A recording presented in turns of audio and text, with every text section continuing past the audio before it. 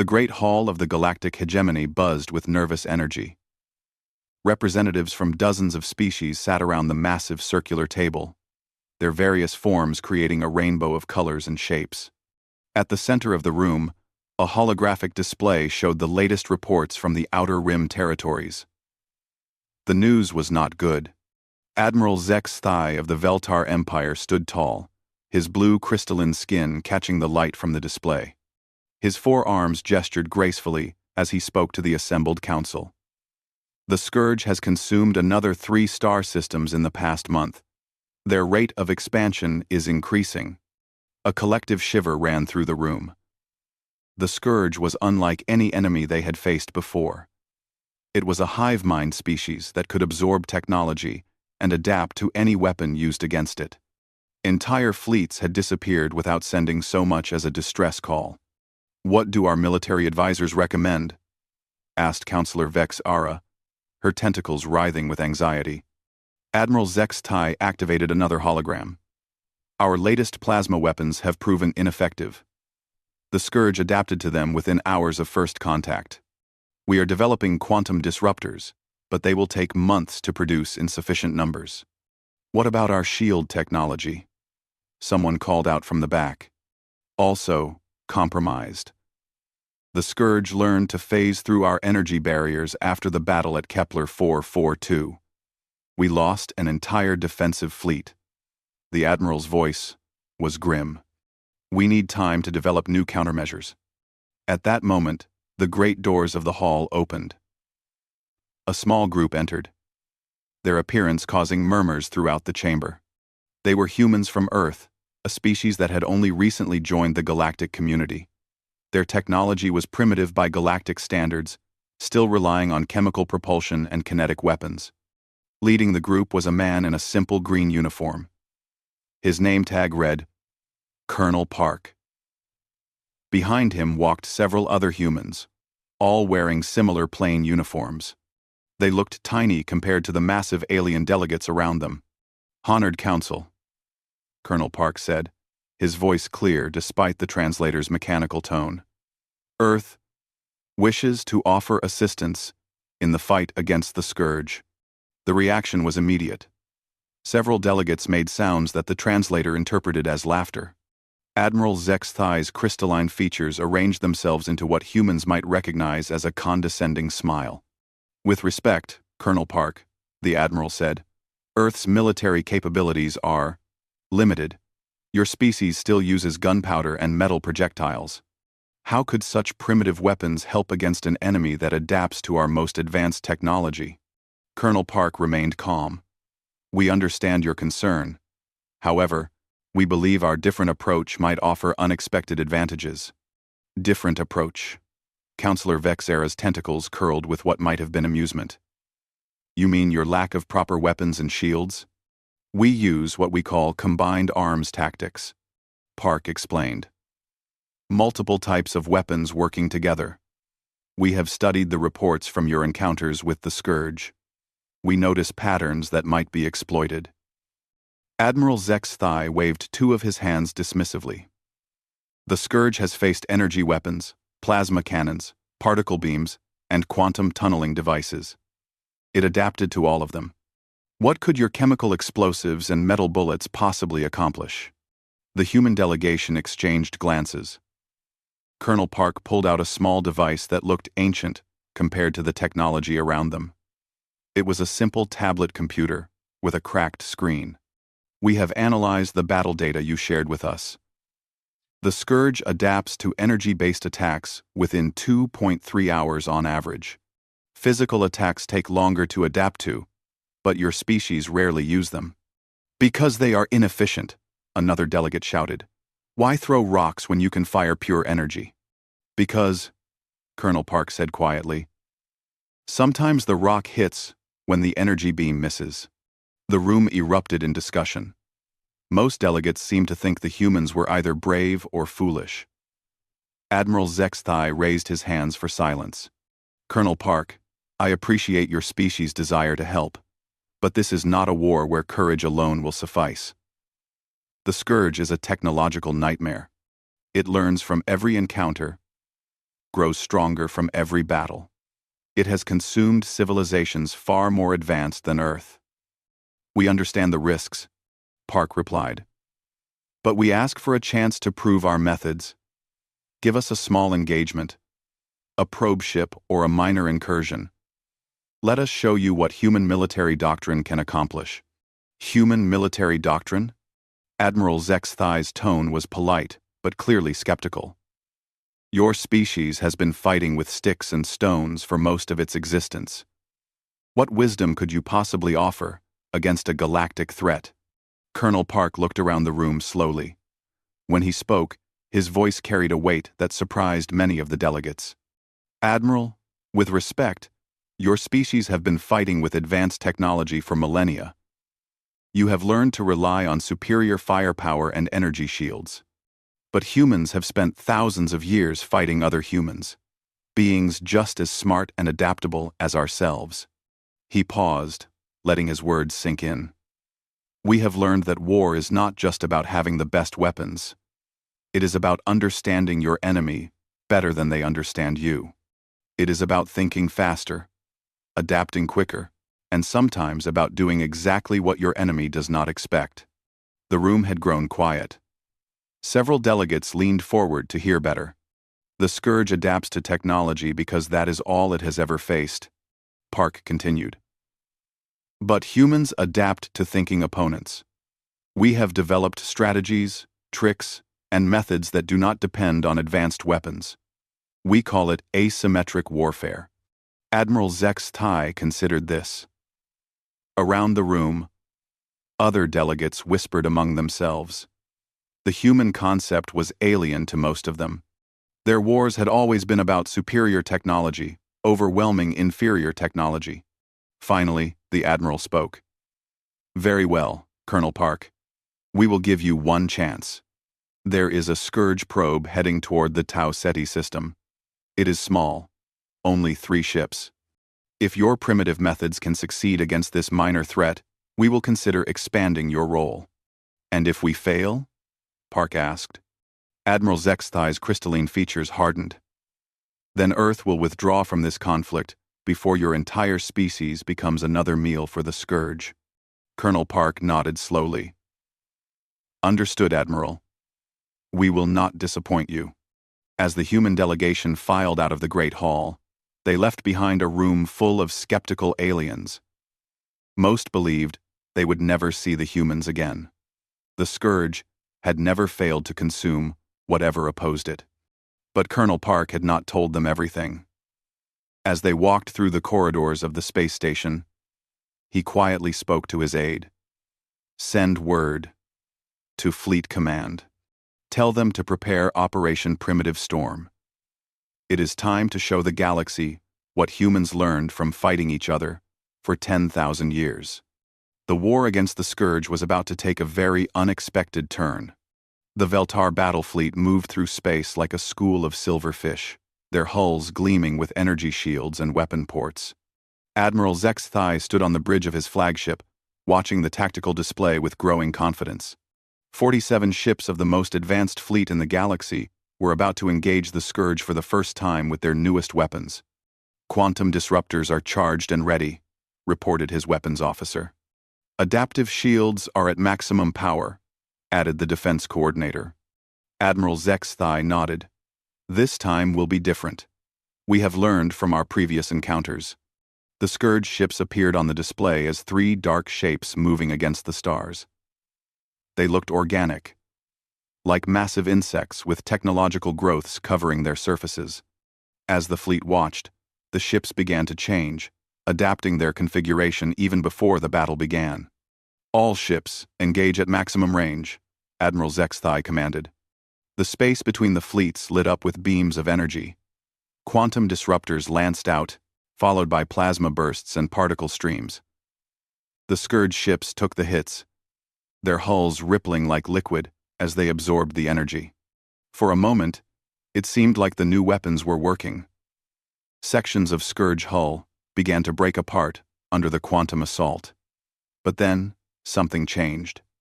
The enemy ships stopped taking damage. Their hulls began to glow with the same frequency as the quantum disruptors. "Admiral," his science officer called out, panic clear in his voice. "The Scourge ships are reflecting our quantum beams back at us." The first Veltar ship died in a blaze of its own weapons. Then another. The Scourge had not just adapted to the quantum disruptors. They had learned to use them as weapons. "All ships, switch to plasma cannons," Admiral Zexthai ordered, but he already knew it was too late. The battle lasted 3 hours. By the end, only 12 ships from the original fleet remained. The Scourge had adapted to every weapon type, absorbed the energy from destroyed ships, and grown stronger with each victory. Admiral Zexthai's flagship limped away from the battlefield, its hull scarred and its crew demoralized. Back at Hegemony headquarters, the surviving fleet commanders gathered in the same great hall where the humans had made their offer. The mood was dark. Reports came in from across the galaxy. Every engagement with the Scourge ended the same way. The enemy learned, adapted, and consumed.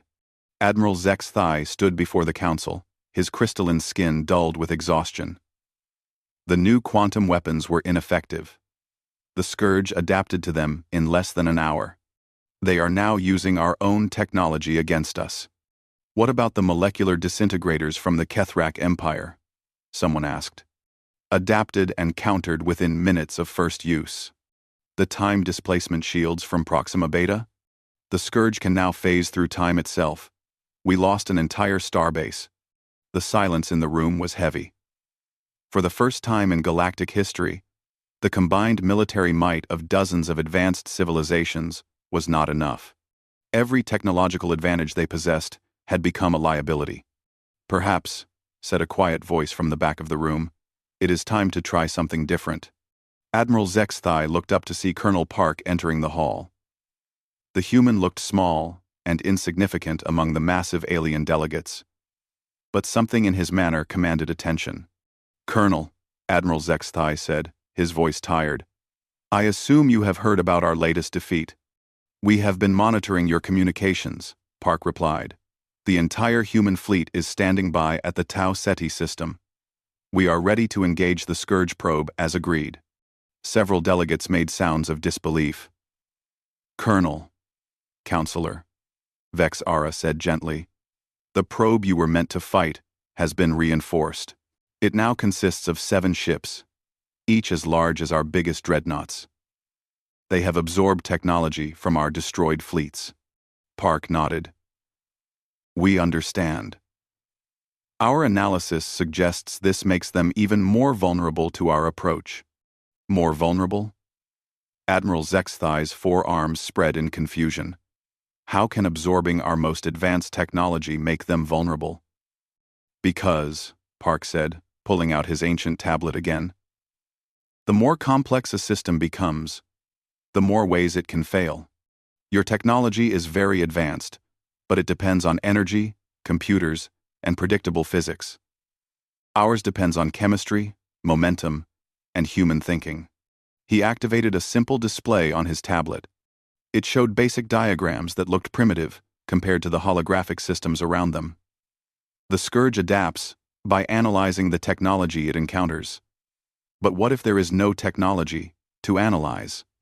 "Impossible," another delegate said. "All weapons require some form of technology." "Not all weapons," Park replied. "A rock thrown by hand is not technology. It is physics. A chemical explosion is not technology. It is chemistry. Human tactics are not technology. They are psychology." Admiral Zexthai leaned forward. Despite his skepticism, something in the human's confidence interested him. "What exactly are you proposing, Colonel?" "Let us engage the probe. We will use no energy shields, no computer targeting, no plasma weapons, just metal, explosives, and human thinking. If we fail, you lose one small human fleet. If we succeed, we prove that there is another way to fight this enemy." The room erupted in discussion. Most delegates thought the humans were committing suicide. Others wondered if there might be wisdom in the human approach. The risk is enormous, Counselor Vex-Era said. Then they will learn to counter rocks and explosives, Park finished. But Admiral, with respect, they are already winning against your energy weapons. What do you have to lose by trying something completely different? Admiral Zex-Thai studied the human for a long moment. There was something about Colonel Park that reminded him of ancient warriors from his own species' past. A confidence that came not from superior technology, but from superior preparation. Very well, he said finally. You will have your chance, but I am assigning my best remaining ship to observe the engagement. We need to understand what happens, whether you succeed or fail. Park smiled for the first time since entering the hall. Thank you, Admiral. You might want to position your observer ship at a safe distance. Human warfare can be unpredictable. As the human delegation left the hall, Admiral Zex-Thai called his aide. Prepare my personal cruiser. I will observe this engagement myself. Sir, is that wise? If the humans fail. If the humans fail, Admiral Zex-Thai said quietly, then we are all doomed anyway. But if they succeed, I want to understand how they did it. The survival of the galaxy may depend on learning what these primitive warriors know about war that we have forgotten. 3 days later, the human fleet approached the Tau Ceti system. 7 Scourge ships waited for them, their hulls bristling with absorbed Veltar technology. The ships had grown larger since their last battle, fed by the energy and materials of destroyed alien vessels. Colonel Park stood on the bridge of the human flagship, a vessel that looked ancient compared to galactic standards. No energy shields protected it. No plasma cannons armed it. Instead, it carried missiles filled with chemical explosives, railguns that fired solid metal projectiles, and a crew trained in tactics developed over thousands of years of human warfare. Admiral Zex-Thai's ship is in position to observe, reported his communications officer. Good, Park said. Signal the fleet. Operation Primitive Storm is now active. Remember, everyone, we are not trying to out-technology the enemy. We are trying to out-think them. The Scourge ships moved toward the human fleet, their configurations shifting as they prepared to absorb whatever technology they encountered. But as they drew closer, their scanning systems found something unexpected. The human ships carried no advanced technology to absorb, no energy weapons to counter, no computer systems to hack, just metal, explosives, and the one thing the Scourge had never encountered before: warriors who had spent millennia learning to fight other thinking beings. The battle was about to begin, and it would be unlike anything the galaxy had ever seen. The first thing that surprised Admiral Zex-Thai was how quietly the human ships moved. His advanced sensors could barely detect them as they spread out in what seemed like a random pattern. Unlike the precise geometric formations used by galactic fleets, the humans appeared to be scattered without any tactical sense. Foolish, his tactical officer muttered. They have no formation discipline. But Admiral Zex-Thai was beginning to suspect that very little about the humans was actually foolish. Continue monitoring. Record everything. Colonel Park watched the Scourge ships approach on his primitive display screen. The enemy vessels were massive, easily 10 times larger than his flagship.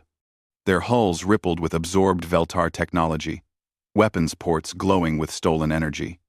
They moved in perfect coordination, like fingers of a single hand. Analysis complete, sir, reported Lieutenant Kim from the sensor station. The enemy ships are scanning us, but their scanners keep losing lock. They seem confused by our lack of energy signatures. Good. Phase 1 is working. Signal the fleet. Commence. Fisherman's net.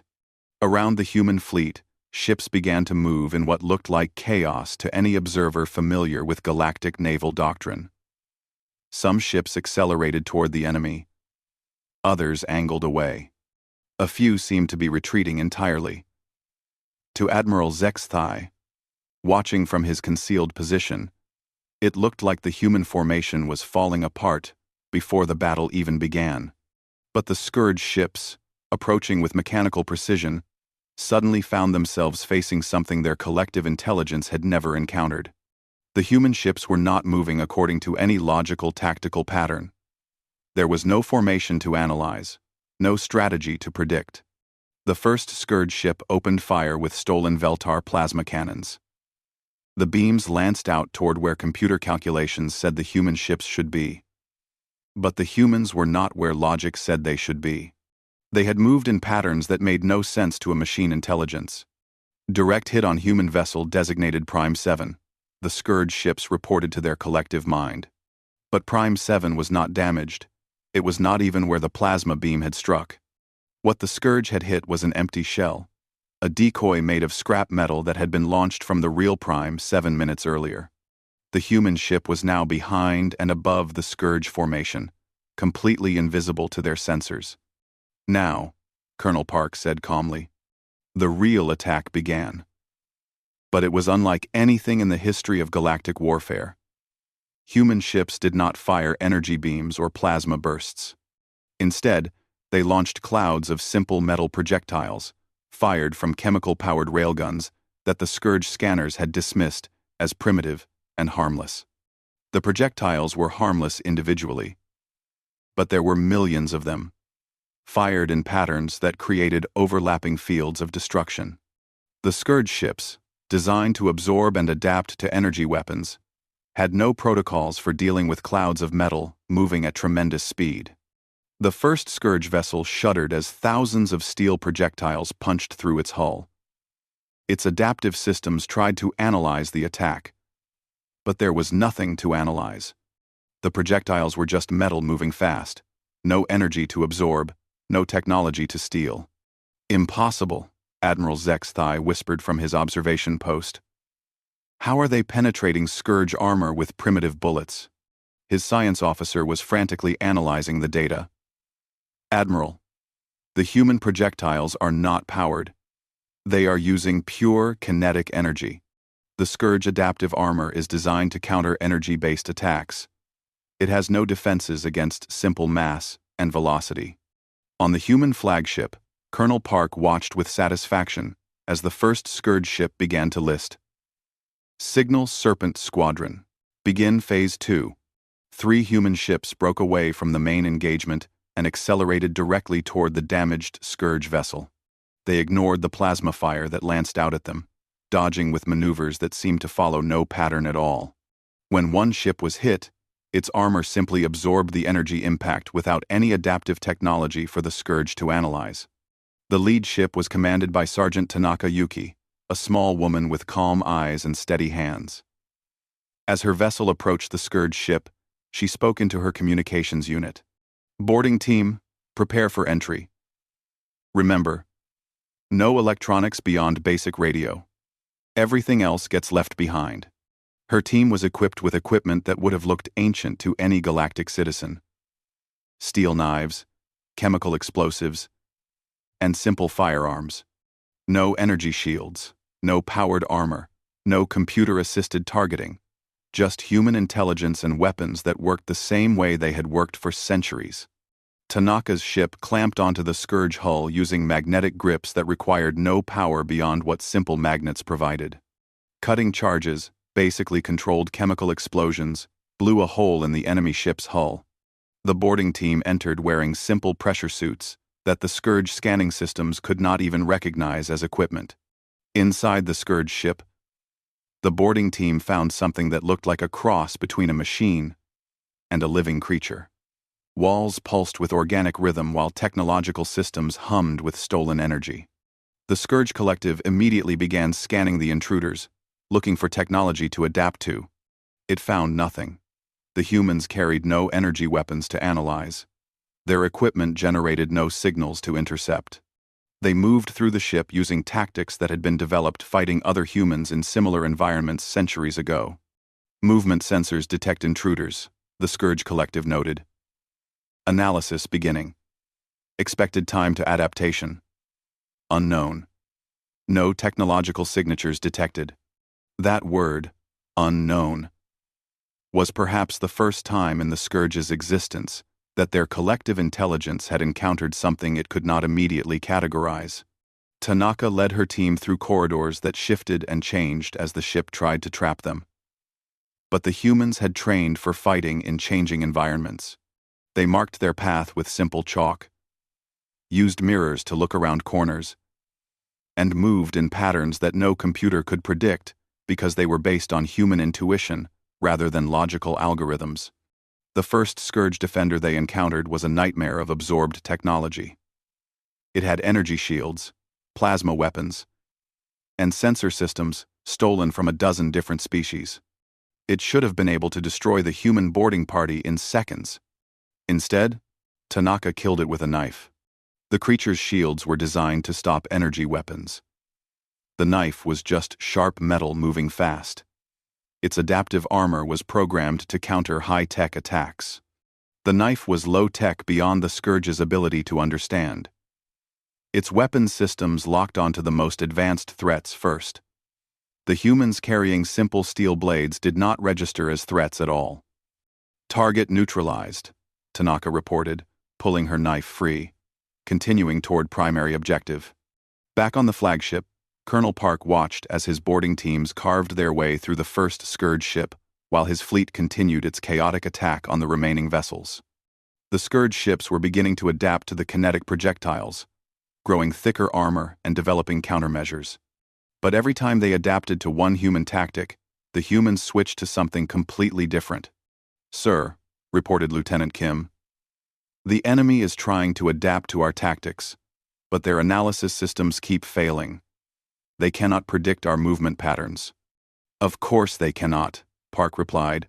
"Their intelligence is designed to fight logical opponents who follow predictable strategic doctrine. But human tactics evolved from fighting other humans. We learned to be unpredictable because our enemies were also unpredictable." Admiral Zek's thigh was reaching the same conclusion as he watched the battle unfold. "They are not using advanced tactics," he said to his tactical officer. "They are using primitive tactics so effectively that they appear advanced." The difference was becoming clear. Galactic warfare had evolved to be about superior technology overwhelming inferior technology. Battles were won by having better energy weapons, stronger shields, and faster computers. But human warfare had evolved to be about intelligence overcoming intelligence. Battles were won by thinking faster and more creatively than your opponent. 20 minutes after the battle began, Sergeant Tanaka's voice crackled over the radio. "Flagship, this is Serpent 1. We have reached the Scourge Control Center, planting charges now." The first Scourge ship died not from advanced weapons or energy beams, but from simple chemical explosives placed in exactly the right locations by humans who understood how to destroy complex systems from the inside. As the ship broke apart, its death sent shockwaves through the Scourge collective. For the first time in their existence, they had encountered an enemy that could not be understood, predicted, or adapted to. An enemy that fought not with superior technology, but with superior thinking. The remaining 6 Scourge ships began to retreat, their collective intelligence struggling to process what had just happened. But Colonel Park was not finished with them yet. "Signal the fleet," he said. "Begin the hunt.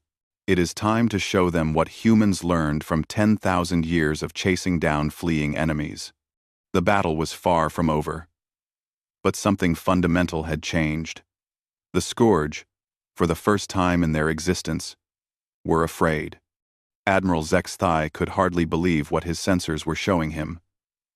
The 6 remaining Scourge ships were retreating. In the entire recorded history of galactic warfare, the Scourge had never retreated from any battle. They consumed, they adapted, they grew stronger, but they did not run away. "Admiral," his communications officer called out, "we are receiving a transmission from Colonel Park. Put him through." The human's image appeared on the display. His simple uniform, a stark contrast to the high-tech bridge around him. "Admiral Zek's thigh, we are pursuing the retreating enemy. Would you like to observe the next phase of our operation?" The next phase. Admiral Zek's thigh's crystalline features showed confusion. "Colonel, You have already achieved the impossible. The Scourge is fleeing. Should you not be satisfied with this victory?" Park smiled, and something in that expression made the Admiral uneasy. "Admiral, with respect, this was not a victory. This was a field test. We learned how the Scourge fights, how they think, and how they adapt." "You mean to continue attacking against 6 ships that have learned from your tactics?" "No, Admiral. We mean to teach them what human warfare really looks like when we stop holding back." The transmission ended, leaving Admiral Zek's thigh staring at a blank screen. Around him, his bridge crew worked in silence, all of them trying to process what they had just witnessed. Meanwhile, in the human fleet, Colonel Park was addressing his ship commanders through encrypted radio channels. The encryption was not electronic but linguistic, using old Earth languages and military slang that no alien translation system could interpret. "All ships, this is Fisherman. The catch is running, but they are still in our net. Begin Shepherd's Moon formation. Thank you, sir. Watching." To Admiral Zek's thigh, watching from his concealed position, what happened next looked like complete chaos. The human ships scattered in all directions, some accelerating toward the fleeing Scourge vessels, others moving away at angles that made no tactical sense. Several ships seemed to be heading back toward human space entirely. But Colonel Park was not commanding a traditional fleet engagement. He was orchestrating something that humans had perfected over millennia of hunting intelligent prey. Not just defeating an enemy, but predicting where that enemy would go and being there first. The Scourge ships fled toward the outer system, their collective intelligence calculating escape routes based on optimal efficiency algorithms. They moved in precise formation, following mathematical paths that any galactic commander would recognize as textbook retreat doctrine. But humans did not hunt using textbook doctrine. They hunted using psychology. Lieutenant Commander Sarah Chen commanded the human destroyer that seemed to be fleeing back toward Earth. Her ship appeared to be the most cowardly of the human vessels, running from the battle while her comrades continued the fight. The Scourge Collective noted this behavior and filed it away as evidence that human resolve was breaking. They never suspected that Chen's ship was actually racing ahead of them, using a trajectory that would bring her to their intended destination first. Her ship carried no weapons that would register on Scourge sensors. Instead, her cargo bay was filled with something the enemy had never encountered before: human cunning made physical. The Scourge ships were fleeing toward a nebula where their sensors could hide and their collective could regroup. It was a logical choice, the kind of tactical decision that any military computer would make. But humans had learned long ago that logical choices were predictable choices. Chen's ship arrived at the nebula 6 hours before the Scourge. During those 6 hours, her crew worked with equipment that would have been familiar to human miners from centuries past. They placed charges throughout the nebula, not the advanced quantum explosives that galactic fleets used, but simple chemical devices that would create chain reactions in the nebula's gas clouds. When the Scourge ships arrived, seeking shelter in what they thought was empty space, they flew directly into a trap that had been laid using nothing more complex than chemistry and timing. The explosions lit up the nebula like a star going nova. But these were not the focused energy bursts that the Scourge had learned to absorb and redirect. These were chaotic chemical reactions that created heat, pressure, and debris in patterns too random for any intelligence to predict or counter. The Scourge ships found themselves buffeted by forces they could not adapt to because there was nothing to adapt to. The explosions were not weapons in any sense that their collective intelligence could understand. They were simply chemistry following the laws of physics. 3 more Scourge ships were destroyed in the trap, their hulls cracked by pressure waves, and their systems scrambled by electromagnetic pulses from the chemical reactions. The surviving 3 ships emerged from the nebula badly damaged and completely disoriented. That was when Colonel Park revealed the true genius of human tactics. The ships that had seemed to be pursuing the Scourge in obvious patterns had not been trying to catch them. They had been herding them. Like hunters driving prey toward a cliff, the human ships had used their movements to guide the Scourge toward the nebula trap while making it seem like the choice was the enemy's own idea. This is called a pincer movement, Park explained over the radio to Admiral Zexthai, who was following the battle with growing amazement. We make the enemy think they are choosing their own path, while we control where that path leads. The 3 surviving Scourge ships tried to flee again, but now they found human vessels waiting wherever they turned. Not ships that had outrun them, but ships that had predicted where they would go and had been waiting there all along. How? Admiral Zexthai asked, his voice filled with genuine curiosity. How do you predict their movements so accurately? Because, Park replied, they think like machines. They calculate optimal solutions to tactical problems. But humans learn to fight other humans, who also think and calculate. So we learn to think one step beyond thinking. What Park meant was becoming clear to the Admiral. Human tactics were not just about outfighting an enemy. They were about outthinking an enemy, who was also trying to think. The humans had spent thousands of years in an evolutionary arms race of intelligence versus intelligence, each side becoming more clever to counter the other's cleverness. The Scourge, for all their technological absorption abilities, had never faced opponents who could think like they thought. They had fought technological civilizations that relied on superior firepower. But humans were not a technological civilization. They were a thinking civilization. The final engagement took place near a small asteroid field. The last 3 Scourge ships were cornered, their hulls crackling with absorbed energy from previous battles. They should have been nearly invincible, protected by the combined defensive technologies of dozens of species. Instead, they were destroyed by humans, using tactics so simple that they seemed primitive. The human ships did not attack the Scourge vessels directly. Instead, they fired their kinetic weapons at the asteroids around them. The metal projectiles shattered the space rocks, creating clouds of debris moving at tremendous velocity. The Scourge ships found themselves caught in artificial meteor showers that their adaptive armor could not counter because the debris was not a weapon. It was simply matter in motion. As the last Scourge ship broke apart under the impact of 1,000 rock fragments, Admiral Zexthai finally understood what Colonel Park had been trying to tell the Council. The humans had not won through superior technology. They had won through superior understanding of warfare itself. Colonel Park, he transmitted, I owe you an apology. And perhaps more importantly, I need to learn what you can teach us. Admiral, Park replied, what we can teach you is this. War is not about having better weapons than your enemy. War is about understanding your enemy better than they understand you. The Scourge is dangerous because they adapt to technology, but they have never learned to adapt to thinking. And how do we learn to think like humans? Park was quiet for a moment.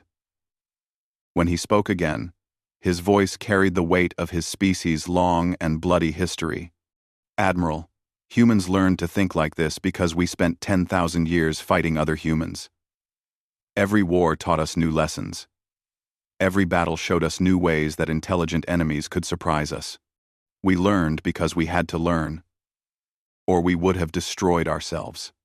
You mean warfare made your species more intelligent? No, Admiral. Warfare made us more wise. There is a difference. Wisdom is understanding why they work, and more importantly, how to make them work differently when you need them to. As the human fleet regrouped and began the journey back to hegemony space, Admiral Zexthai found himself looking at the galaxy with new eyes. For generations, galactic civilization had believed that technological advancement was the path to military superiority. But the humans had just proven that something more fundamental than technology could determine the outcome of war.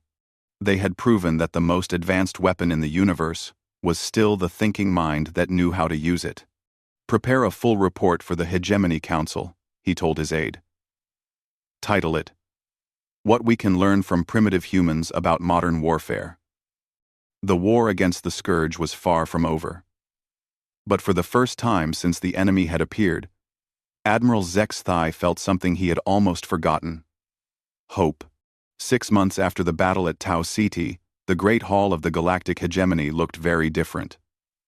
The circular table now had additional seats, and human officers sat alongside alien commanders. Maps covered the walls, but they were not the clean holographic displays that had been there before. Instead, they were covered with hand-drawn marks, notes, and symbols that looked primitive but had proven devastatingly effective. Colonel Park stood at the center of the room, but he was no longer the dismissed outsider he had been. The humans had won 17 engagements against the Scourge, using tactics that no galactic computer could have calculated. More importantly, they had taught other species how to think differently about warfare itself. "The main Scourge fleet is here," Park said, pointing to a section of the map where red symbols marked enemy positions. 47 ships, including their command vessel. Intelligence suggests they have been preparing for a final assault on the hegemony core worlds. Admiral Zex Tai, who now served as human military liaison, leaned forward. "Our combined fleet numbers, 63 ships. But many are still equipped with traditional technology. Are you confident this strategy will work on such a large scale?" Park smiled, the same confident expression he had worn when first offering Earth's help. "Admiral, the strategy will work because it is not really about technology at all. It is about understanding something the Scourge cannot understand: deception." He activated his ancient tablet, displaying charts that looked simple but contained layers of meaning invisible to enemy scanning. The Scourge Collective learns by analyzing patterns. Every battle teaches them how to counter the tactics used against them, so we are going to teach them the wrong lessons. Commander Velnira of the Andorian Defense Corps raised one of her 6 arms. "Explain, please. How do we teach them wrong lessons?" "By showing them exactly what they expect to see," Park replied.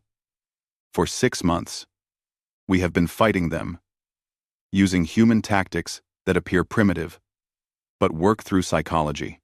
They have been studying these tactics, learning to counter them.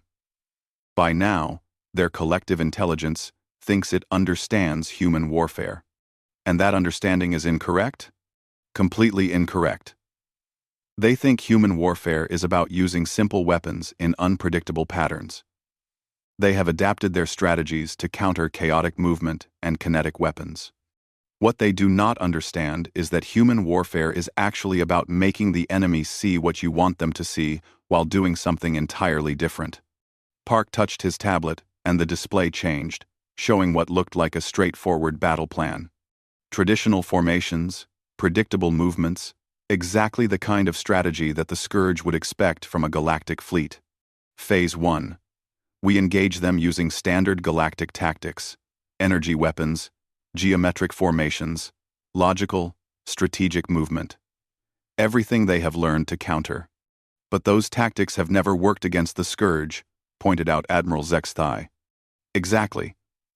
They will adapt to our weapons and defeat our formations, just as they always have.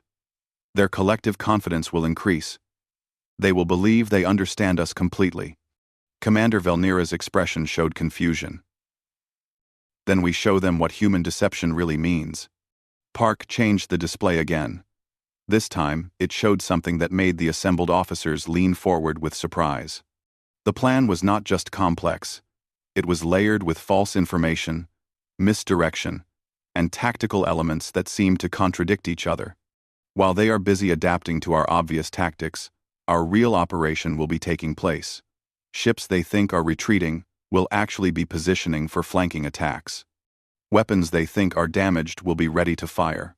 Formations they think they have defeated will transform into something completely different. This is psychological warfare on a strategic scale. Admiral Zex Tai realized. Exactly. We are not just fighting their ships. We are fighting their collective intelligence. We are going to overwhelm their ability to process and adapt to information by giving them more false information than they can handle. The plan that Park outlined over the next 2 hours was unlike anything in the recorded history of galactic warfare. It involved ships pretending to be damaged, weapons that would appear to malfunction at precisely calculated moments, and coordinated movements that would seem chaotic but were actually choreographed down to the second.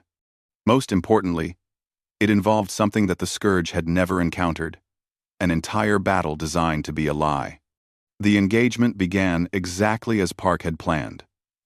The combined galactic fleet approached the Scourge formation, using traditional tactics. Energy weapons fired in precise patterns, ships moved in geometric formations, and everything proceeded according to established military doctrine. The Scourge adapted quickly. Just as expected, their ships absorbed the energy weapons and reflected them back. Their hulls shifted to counter the attack patterns. Their collective intelligence calculated optimal responses to the galactic formations. Within an hour, the galactic fleet appeared to be losing badly. Ships scattered under Scourge fire, formations broke apart, and several vessels seemed to be retreating in disorder. Phase 1 complete. Park reported from his command ship, which appeared to be dead in space with its engines dark and weapon ports cold. The Scourge Collective believes they are winning using standard adaptation protocols. But what the Scourge did not realize was that everything they were seeing was theater. The scattered ships were not fleeing in panic. They were moving to predetermined positions. The broken formations were not signs of defeat. They were the opening movements of a tactical web that would soon close around the enemy. Most importantly, the ships that appeared to be damaged or retreating were actually the most dangerous vessels in the fleet. They had been modified, using human engineering principles that prioritized function over form. They looked primitive, but they carried weapons and systems that the Scourge had never encountered. Phase 2 begins now, Park announced. What happened next would later be called the most brilliant military deception in galactic history. Ships that had appeared dead suddenly blazed to life, but not with the energy weapons the Scourge expected.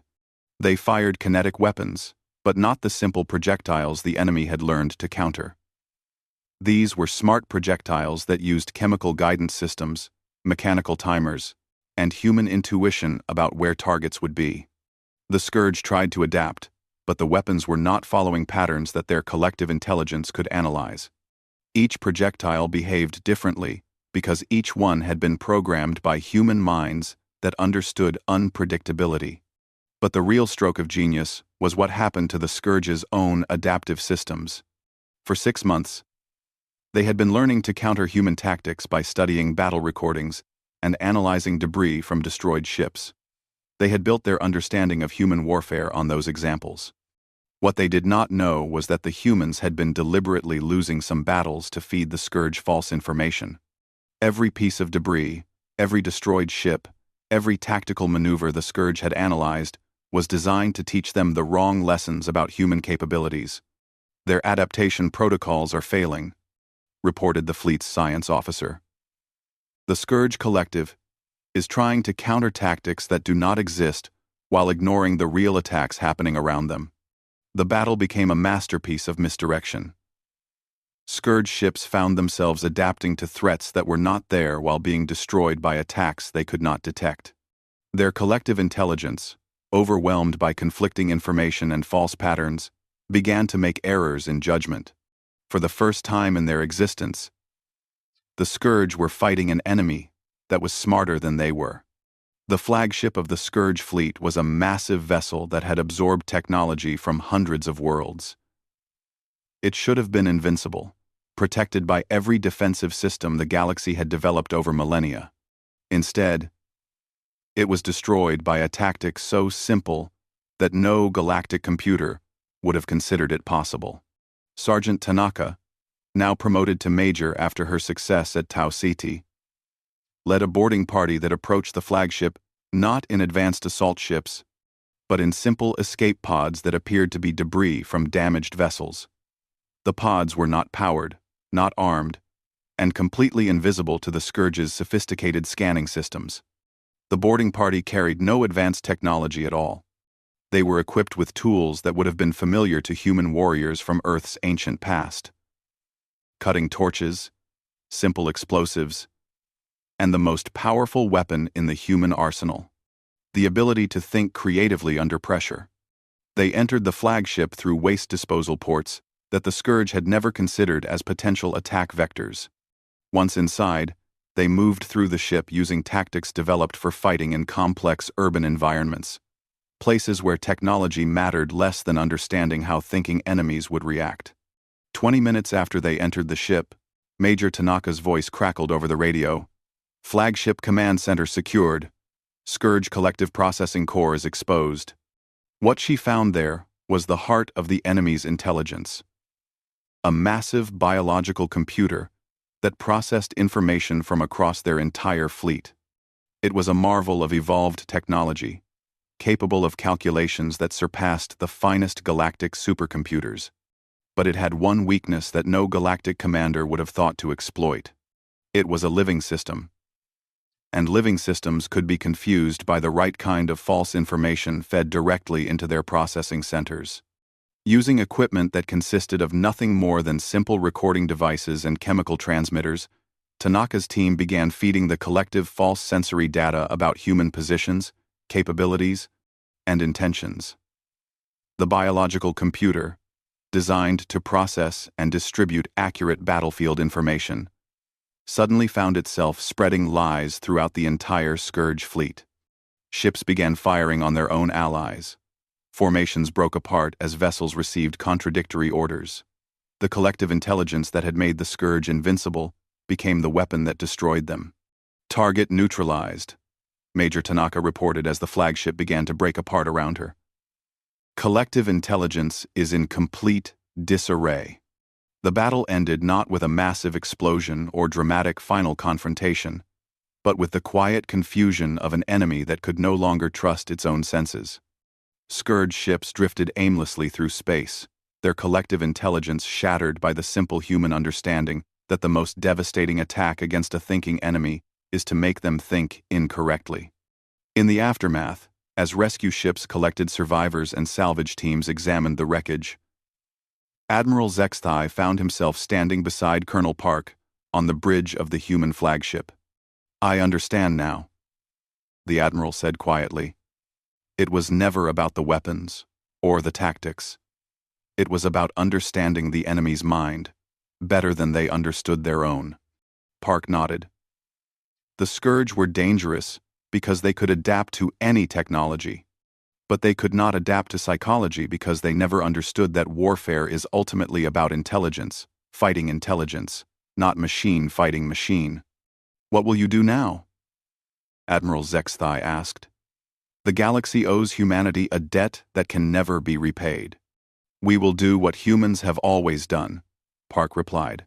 "We will teach what we have learned and learn from what others can teach us." The galaxy is large and full of thinking beings. Some of them will inevitably be hostile. Laugh. Laugh. And when they are? Colonel Park smiled, looking out at the stars where human ships now flew alongside vessels from dozens of other worlds. When they are, they will find that the galaxy has learned something new about warfare. They will discover that the most primitive weapons can be the most advanced, that the simplest tactics can be the most sophisticated, and that sometimes the best way to fight an intelligent enemy is to be more intelligent than they expect. The war against the Scourge was over, but the galaxy had learned something that would serve it well in all the wars to come. That true strength came not from having the most advanced technology, but from understanding how to use any technology with wisdom.